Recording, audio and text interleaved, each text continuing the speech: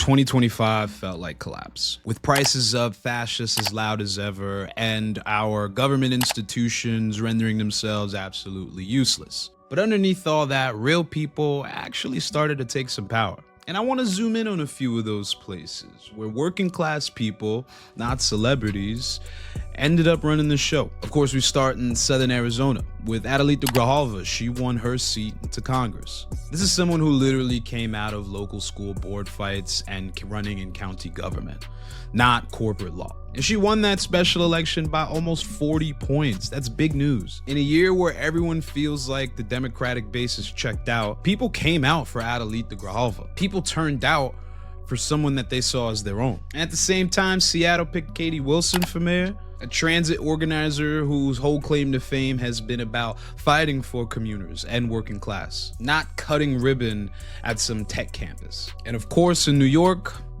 Zohran Mamdani, a virtually unknown state assemblyman who built his name off a policy around housing and public power. And now this guy's moving into Gracie Mansion at the start of the year. And it was all because he spoke about what working class people care about: affordability. Now, all three of these races look different on paper. If you look close, they all have the same pattern. Voters picking people who rooted for their communities, as opposed to the usual suspects, the donor class. And I'd be remiss if I just characterized this as just an elections thing. No, 2025, there were some big organizing wins too. People jamming town halls, fighting ICE raids, showing up to stop authoritarian bullshit in real time. Now, none of that stuff makes the headlines like a Trump press conference does, but it matters. It's the boring, local, repetitive work that actually changes who's in the room. And that's the 2025 story to me. Not we won X% number of elections, but how many people